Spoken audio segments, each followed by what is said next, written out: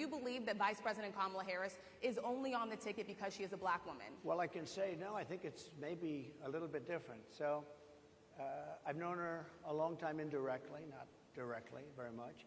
And she was always of Indian heritage, and she was only promoting Indian heritage. I didn't know she was black until a number of years ago when she happened to turn black, and now she wants to be known as black. So I don't know, is she Indian or is she black? She has always identified as a black woman. She went to a historically black college. I respect either one, but she obviously doesn't, because she was Indian all the way, and then all of a sudden she made a turn, and she became a black person. Just to be clear, sir, do you believe that I think somebody should look into that too when you ask continue in a very hostile, nasty tone. It's a direct question, sir. Do you believe that Vice President Kamala Harris is a DEI hire, as some Republicans have said? I really don't know. I mean, I really don't know. Could be. There are some. Some of your own supporters, including Republicans on Capitol Hill, have labeled Vice President Kamala Harris, who is the first black and Asian American woman to serve as vice president and be on a major party ticket, as a DEI hire. Is that acceptable language to you? And will you tell those Republicans and those supporters to stop it? How do you define DEI? Go ahead. How do you define diversity, equity, inclusion? Okay, yeah, go ahead. Is that what your definition? Give me a definition then. Would you give me a definition DEI. of that? Give me a definition of that. Sir, I'm asking you a question, a very direct question. Define it for me, if you would. I just defined it, sir. Do you believe that Vice President Kamala Harris is only on the ticket because she is a black woman? Well, I can say no. I think it's maybe a little bit different. So I've known her a long time indirectly, not directly very much. And she was always of Indian heritage, and she was only promoting Indian heritage. I didn't know she was black until a number of years ago when she happened to turn black, and now she wants to be known as black. So I don't know, is she Indian or is she black? She has always identified as a black woman. She went to a historically black college. Do you believe that Vice President Kamala Harris is only on the ticket because she is a black woman? Well, I can say no. I think it's maybe a little bit different. So I've known her a long time indirectly, not directly very much. And she was always of Indian heritage, and she was only promoting Indian heritage. I didn't know she was black until a number of years ago when she happened to turn black, and now she wants to be known as black. So I don't know, is she Indian or is she black? She has always identified as a black woman. She went to a historically black college. I respect either one, but she obviously doesn't, because she was Indian all the way, and then all of a sudden she made a turn, and she became a black person. Just to be clear, sir, do you believe that I think somebody should look into that too when you ask continue in a very hostile, nasty tone. It's a direct question, sir. Do you believe that Vice President Kamala Harris is a DEI hire, as some Republicans have said? I really don't know. I mean, I really don't know. Could be. There are some, and there are plenty.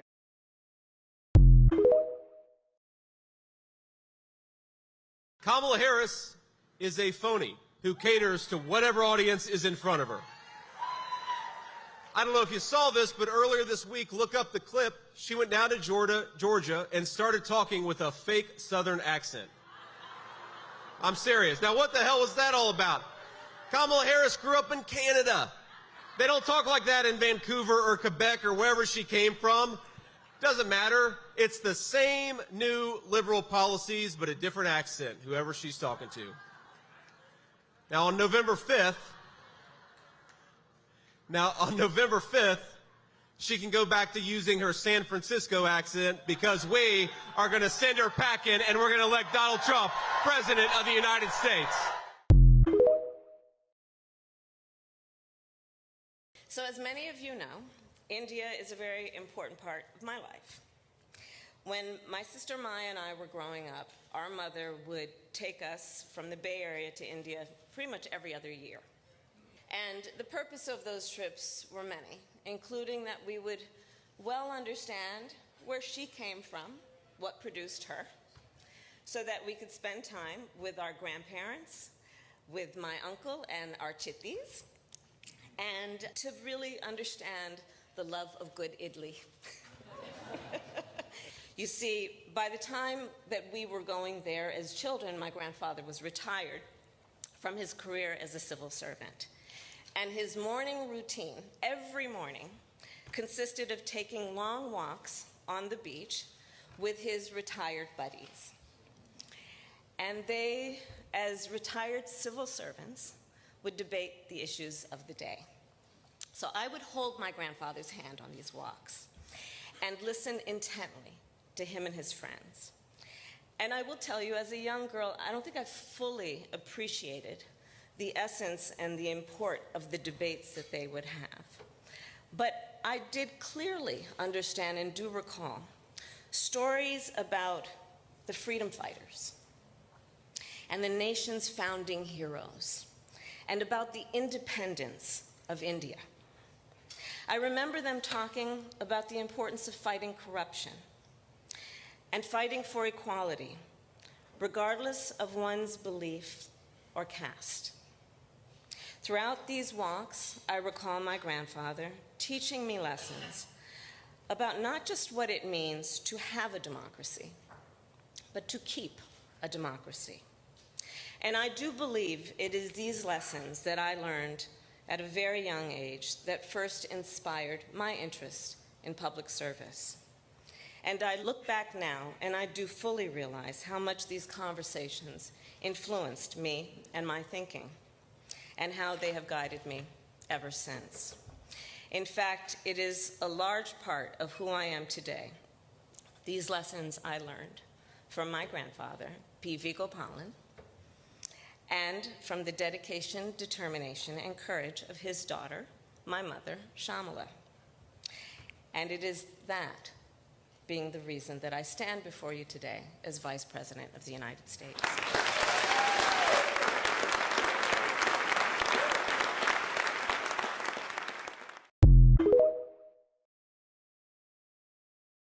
Indian recipe. Yes. Because Yes. you are Indian. Yes, yes. Okay, and I don't know that everybody knows that, but I find that wherever I go and I see Indian people at the supermarket, on the street, everyone's like, you know Kamala Harris is Indian, right? It's like the thing we're so excited about to have you running for president. Yeah. So we're both Indian, Yes. but actually we're both South Indian. Yes. You look like the entire one half of my family. Okay, thank you. You do. I've been telling people You we're do. related already, Yeah. so this is perfect. It's basically true.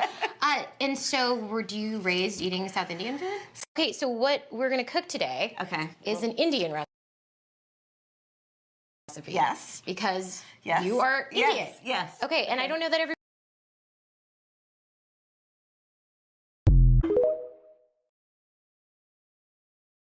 She put over 1,500 people in jail for marijuana violations and then laughed about it when she was asked if she ever smoked marijuana. She blocked evidence. She blocked evidence that would have freed an innocent man from death row until the courts forced her to do so. She kept people in prison beyond their sentences to use them as cheap labor for the state of California. And she fought to keep cash bail system in place that impacts poor people in the worst kind of way. I want to ask you about the former president's comments yesterday to the National Association of Black Journalists, where he said that Vice President Harris is, quote, all of a sudden black. As a father of 3 biracial children, did those comments give you pause at all? They don't give me pause at all. Look, all he said is that Kamala Harris is a chameleon. She goes to Georgia 2 days ago. She was raised in Canada. She puts on a fake Southern accent. She is everything to everybody, and she pretends to be somebody different depending on which audience she's in front of. I think it's totally reasonable for the president to call that out, and that's all he did. I mean, look, she's running as a tough-on-crime prosecutor, even though she implemented open border policies. She's saying that she wants to support the police, yet she wanted to defund the police just 3 years ago. It's totally reasonable to call out the fact that she pretends to be somebody different depending on the audience she's talking to. You know, Donald Trump once asked Black Americans, I'm going to quote, excuse the language, what the hell do you have to lose from a Trump presidency? And sadly, we all know too well, when he was president, Donald Trump tried over and over to get rid of the Affordable Care Act and to take health care then from millions of Black Americans. Year after year, he proposed cuts to Social Security and Medicare so that so many of our seniors would be deprived on what they rely on to live with dignity. And then he handpicked 3 members of the United States Supreme Court, the court of Thurgood, with the intention that they would overturn Roe v. Wade, and as he intended, they did. And today, 1 in 3 women and more than half of black women of reproductive age live in a state with an abortion ban, a Trump abortion ban. And if he wins a second term, I promise you he's going to go even further.